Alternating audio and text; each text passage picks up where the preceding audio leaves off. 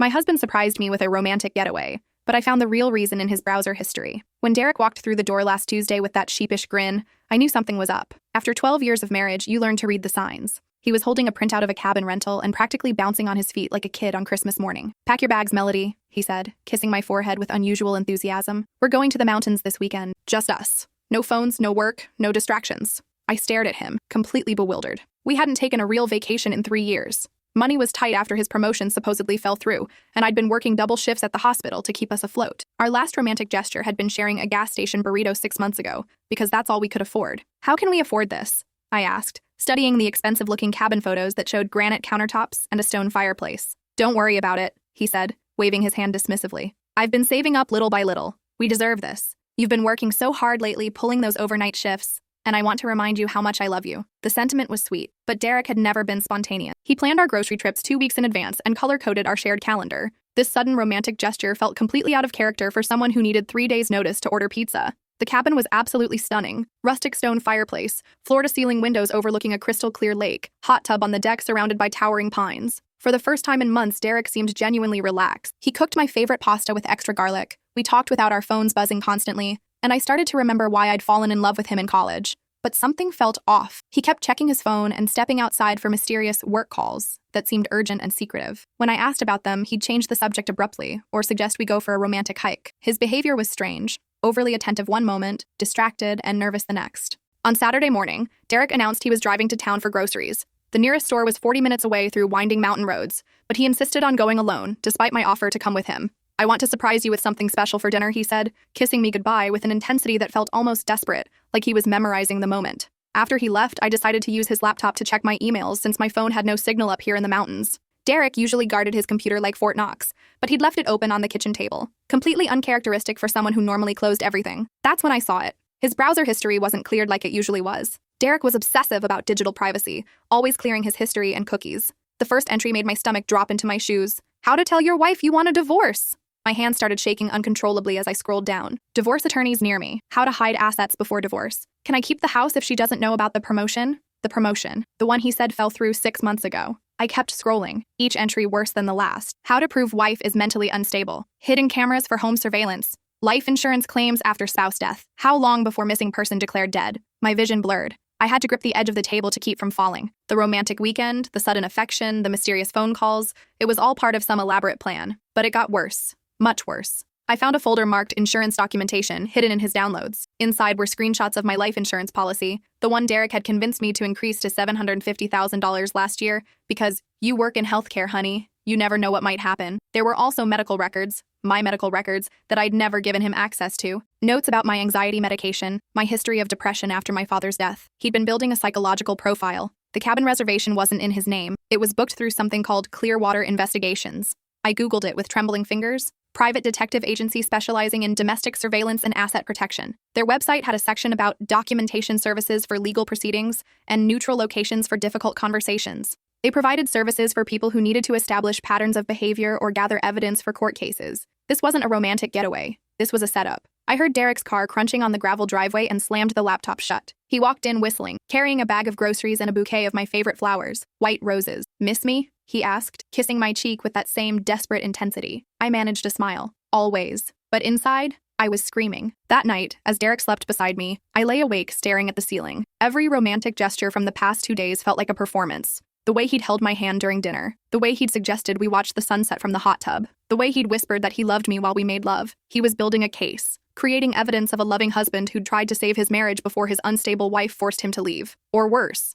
before something terrible happened to her. I thought about our wedding day 12 years ago, how he'd cried when I walked down the aisle, how he'd promised to love me in sickness and in health, how I'd believed every word. Now I wondered how long he'd been planning this. How long had he been watching me, documenting my behavior, preparing for whatever came next? The more I thought about it, the more I realized there had been signs. The way he'd started asking detailed questions about my work schedule, the sudden interest in my mental health, the way he'd encouraged me to talk to a therapist about my stress and mood swings. He'd been gaslighting me for months, making me question my own sanity while documenting my reactions. The next morning, Derek seemed nervous. He kept suggesting activities that would take us away from the cabin. "Let's go hiking," he said. "There's a beautiful trail about an hour from here, very secluded. An hour away, far enough that if something happened, no one would find me quickly." "I'd rather stay here," I said. "It's so peaceful." His jaw tightened almost imperceptibly. "But you love hiking?" Remember how we used to hike every weekend when we were dating? I love spending time with you more. He forced a smile, but I could see the calculation in his eyes. Whatever he'd planned required us to be somewhere else, somewhere isolated. I excused myself to the bathroom and quietly searched the cabin. In the bedroom closet, I found a small camera hidden behind a stack of towels. Another was positioned to capture the hot tub area. A third was mounted inside what looked like a decorative birdhouse on the deck. There was even one in the bathroom, disguised as an air freshener. My loving husband was filming everything. I went back to the living room where Derek was pacing by the window, checking his phone every few seconds. You know what? I said. You're right. Let's go hiking. Relief flooded his face. Great. Let me just make a quick phone call first. He stepped outside and I heard him talking in hushed, urgent tones. I managed to catch fragments through the window. She's agreeing to go. And make sure you're in position. When he came back, he was almost giddy. Ready for an adventure? We drove deeper into the mountains than I'd ever been. The road became narrower, the trees denser. Derek kept checking his phone, but there was no signal. We were completely cut off from the world. The drive took nearly 2 hours, winding through increasingly remote terrain. Derek seemed to know exactly where he was going, following turns without consulting a map or GPS. He pulled into a small clearing beside a trailhead. This is it, he said. The parking area was empty, except for a white van with tinted windows. Derek noticed me staring at it. Probably just other hikers, he said quickly. But hikers don't sit in vans with the engine running. As we got out of the car, 2 men emerged from the van. They were dressed like hikers, but something about them felt wrong. Too neat, too purposeful. One was tall and thin with dead eyes. The other was shorter but built like a linebacker. Derek's face went pale. You're early, he said to them. Traffic was lighter than expected. The tall one replied. That's when I knew. This wasn't about divorce. This was about the insurance money. Derek, I said quietly. What's going on? He turned to me, and for a moment, I saw the man I'd married. The one who used to bring me coffee in bed. The one who'd held me when my father died. The one who'd promised to love me forever. I'm sorry, Melody, he whispered. I never wanted it to be like this. The men were walking toward us. I saw the tall one reach inside his jacket. That's when something inside me snapped. I'd spent 12 years taking care of everyone else, working extra shifts to pay Derek's student loans, nursing him through his depression after his first job loss, supporting his dreams even when they meant sacrificing my own. But I wouldn't let him destroy me. I grabbed Derek's arm and spun him around, using him as a shield as I backed toward the tree line. The men hesitated,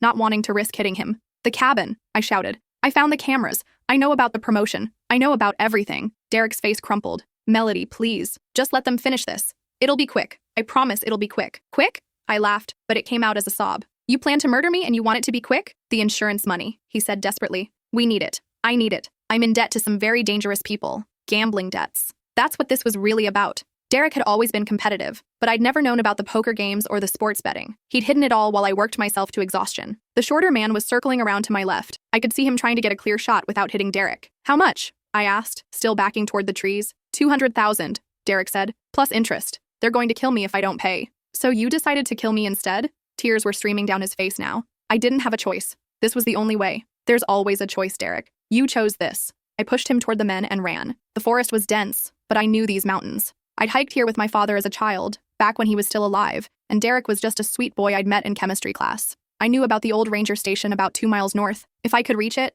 there might be a radio. Behind me, I heard Derek screaming at the men to find me. She knows everything! You have to stop her! Branches whipped at my face as I ran, but I didn't stop. I'd rather die fighting than let them stage my death as an accident. The forest floor was treacherous, covered in fallen leaves and hidden roots. I stumbled several times, scraping my knees and palms, but I kept going. I could hear them crashing through the underbrush behind me, getting closer. My lungs burned and my legs felt like lead, but I pushed forward. Every step was a victory. Every breath was defiance. I reached a steep ravine and had to make a choice. Go around and risk being caught, or try to climb down and cross the stream at the bottom. I chose the ravine. The descent was harrowing. I half slid, half fell down the rocky slope, grabbing at roots and branches to slow my fall. At the bottom, I plunged into the icy stream and waded across as quickly as I could. The water was so cold it took my breath away, but it also masked my scent and sound. I could hear the men shouting above me, confused about which direction I'd gone. The old ranger station was still there, just as I remembered it. The building was abandoned, windows broken, but the radio equipment was still intact. I managed to get a weak signal and called for help, giving my location and describing the men who were trying to kill me.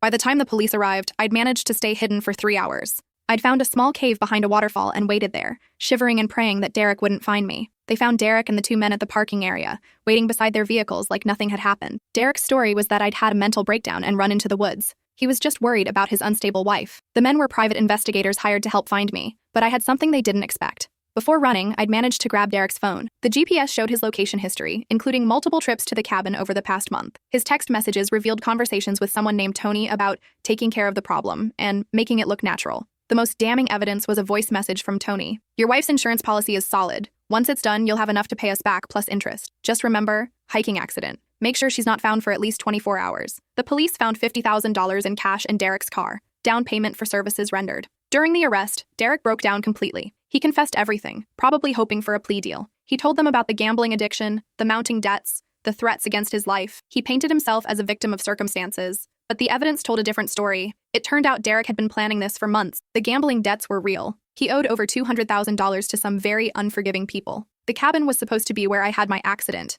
The cameras were there to document how loving and concerned Derek had been right up until the end. The promotion he'd claimed fell through, he'd gotten it 6 months ago, along with a $40,000 signing bonus. Money he'd immediately gambled away on high-stakes poker games and sports betting. The investigation revealed the depth of Derek's deception. He'd been living a double life for over 2 years. While I worked double shifts at the hospital, he was losing our savings at illegal poker games. He'd already mortgaged our house twice without my knowledge, forging my signature on the documents. He'd even opened credit cards in my name, maxing them out to cover his gambling losses. My credit was destroyed, and I hadn't even known it. During the investigation, I learned that Derek had been researching ways to kill me for over a year. He'd started with poison, moved on to staged accidents, and finally settled on hiring professionals. The romantic getaway was supposed to be his alibi. He'd be on camera being the perfect husband while I mysteriously vanished during a hike. The police found detailed plans in his home office, maps of the hiking trails, weather reports, even a timeline showing when he'd discover I was missing and call for help. He'd practiced his grieving husband act in front of the mirror. I know because they found videos on his phone, dozens of them, different versions of how he'd react to news of my death,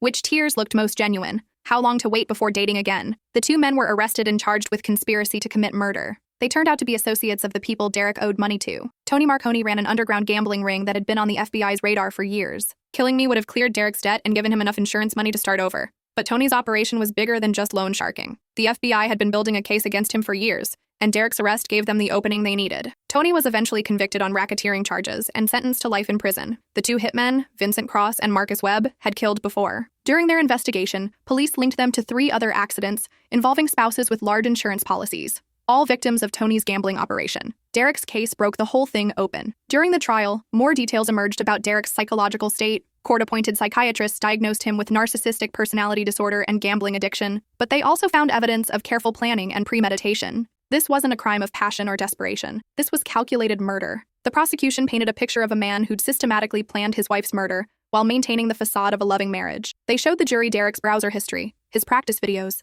his detailed timeline. The defense tried to argue that Derek was being coerced, that he was as much a victim as I was. They brought in experts on gambling addiction, talked about the psychological pressure Derek was under, but the jury saw through it. They saw the months of planning, the cold calculation, the way he'd manipulated me into trusting him one last time. The trial lasted 6 weeks. I testified for 3 days, recounting everything from the romantic getaway to my escape through the forest. The hardest part was reading Derek's text messages aloud, including ones where he joked about my death with Tony. "She won't even see it coming," one read. "She trusts me completely." Derek was sentenced to 25 years to life. At his sentencing, he looked at me with those same sad eyes and said, "I never stopped loving you, Melody. I hope someday you can forgive me." I stood up in that courtroom, my voice steady and clear, and said, "Love doesn't hire killers, Derek. Love doesn't plan murder while cooking dinner. Love doesn't practice grief while the person you claim to love is still alive." The judge nodded approvingly. "Mrs. Harrison, you've shown remarkable strength through this ordeal. I hope you can find peace." But peace was harder to find than I'd expected. The media attention was overwhelming. Our story made national news, and I couldn't go anywhere without being recognized. The Mountain Widow, they called me, even though I wasn't technically a widow. Reporters camped outside my house. My phone rang constantly with interview requests. People wanted to know how it felt to discover your husband wanted you dead. They wanted details about my escape, about the trial, about my recovery. I stopped answering my phone. I stopped checking social media. I took leave from the hospital and barely left my house. That's when I realized Derek had taken more from me than just my sense of safety. He'd taken my home, my community, my ability to live a normal life. So I left. 3 years later, I'm living in a small coastal town in Oregon, working as a nurse practitioner at a rural clinic. I changed my name to Melody Rivers and started over completely. The insurance company voided Derek's policy, but I didn't care. I never wanted that money anyway. I bought a small house near the ocean with what was left of our savings after the legal fees. It's nothing fancy. 2 bedrooms, a tiny kitchen, and a garden where I grow vegetables. But it's mine, really mine. The work is satisfying. I treat everything from childhood ear infections to elderly patients with chronic conditions. The people here are genuine, hardworking folks who've welcomed me without asking too many questions about my past. I tell them I'm divorced, which is technically true. I tell them I wanted a fresh start, which is definitely true.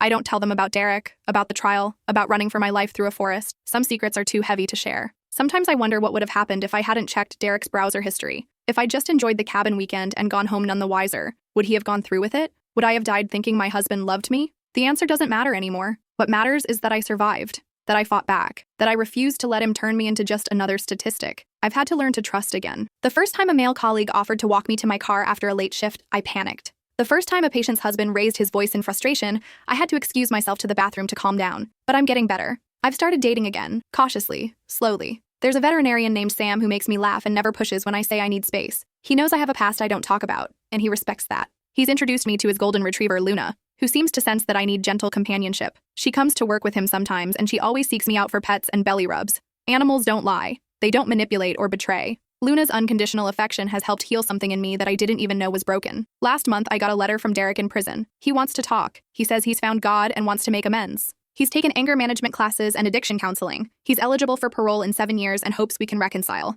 I read the entire letter this time, all 4 pages of apologies and promises and explanations. He talked about how the gambling addiction had consumed him, how he'd felt trapped and desperate. He claimed he'd never actually intended to go through with it, that he'd been planning to call it off at the last minute. But then I remembered the voice message from Tony. I remembered the practiced grief in those videos. I remembered how he'd looked at me in that parking lot and said, "Just let them finish this." He would have watched me die and collected the insurance money without a second thought. I threw the letter in the trash and went for a walk on the beach. Some apologies can't be forgiven. Some betrayals can't be healed. Some marriages can't be saved. But some women can save themselves. And that's exactly what I did. The nightmares still come sometimes. I'll dream that I'm back in that forest, running through the trees while Derek's voice echoes behind me. I'll wake up gasping, my heart racing, and have to remind myself that I'm safe, that I'm free. But the dreams are coming less frequently now. And when they do come, I'm not always running. Sometimes I'm fighting back. Sometimes I'm winning. I've learned to be grateful for small things. The sound of waves outside my window. The taste of coffee I make exactly how I like it. The feeling of coming home to a house where no one is watching me, recording me, planning my destruction. Derek stole 12 years of my life, but he didn't get to steal the rest of it. Every day I wake up is a victory. Every breath I take is an act of defiance. I've started volunteering at a women's shelter in the next town over. I don't tell my story often, but when I do, I see recognition in other women's eyes. The understanding that sometimes the person who promises to love you forever is the one who wants to destroy you. But I also see something else in their eyes. Hope. The realization that survival is possible, that you can rebuild, that you can be more than what someone else tried to make you. Last week, a young woman named Jasmine came to the shelter with bruises on her arms and terror in her eyes. Her husband had been escalating, and she'd finally worked up the courage to leave. But she was convinced he'd find her, convinced she'd never be safe. I sat with her and told her my story. Not all of it. That would have been too much, but enough. Enough to show her that escape is possible, that starting over is possible, that the person who hurt you doesn't get to define who you become. When I finished, she looked at me with wonder in her eyes. "You really survived all that?" "I did," I said. "And you will too." She smiled for the first time since arriving at the shelter. It was a small smile, fragile and uncertain, but it was real. 3 years ago, I was a victim. Today, I'm a survivor. Tomorrow, I'll be something even better. I'll be free, and I'll help other women find their freedom too. Derek thought he could erase me, replace me with insurance money and a clean slate. He thought I was weak, that I'd go quietly into whatever ending he'd planned for me. He was wrong about everything. I'm not weak, I'm not quiet, and I'm definitely not gone. I'm here, living my life on my own terms, helping other women escape their own nightmares. I'm proof that you can survive the worst betrayal imaginable and still find joy, still find love, still find purpose. Derek's story ended in a prison cell. Mine is just beginning.